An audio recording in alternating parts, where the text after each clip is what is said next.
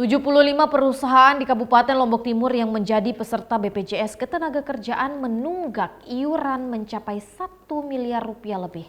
Banyaknya perusahaan yang menunggak ini disebabkan kelalaian perusahaan yang tidak rutin membayar sehingga menyebabkan jumlah tunggakan membengkak.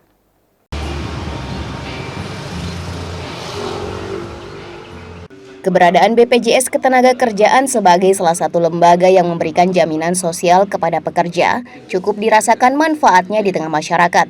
Namun tidak jarang dari peserta ini menunggak iuran bulanan yang harus dibayarkan.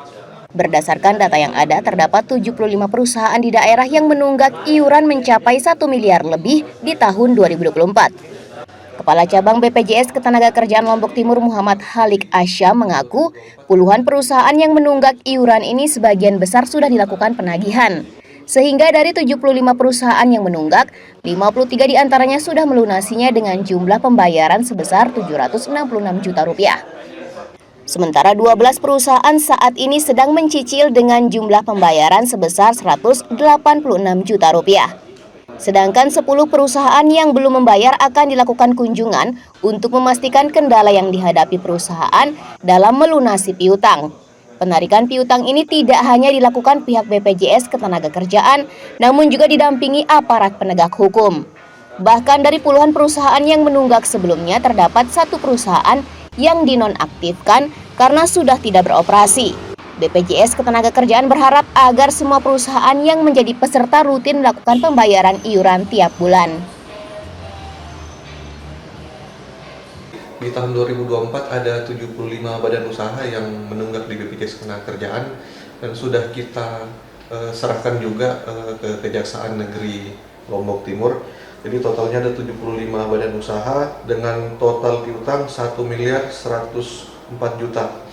Nah, kemudian dari 75 piutang tersebut ada 53 badan usaha yang sudah membayar sampai dengan lunas dengan total pembayaran sebesar 765.585.125 rupiah. Kemudian ada yang mencicil sebanyak 12 badan usaha dengan total cicilan 185.915.587 rupiah.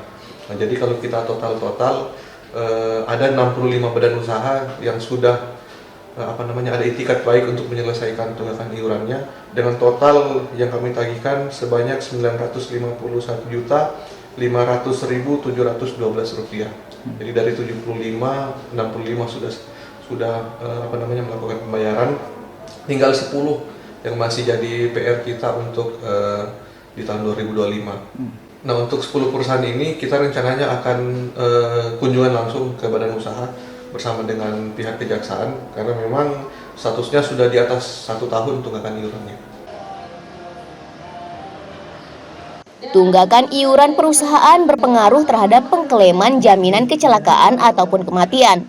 Peserta bisa melakukan klaim apabila perusahaan telah membayar semua tunggakan iuran BPJS Ketenagakerjaan. Zulfikri Arfan, Selaparang TV melaporkan.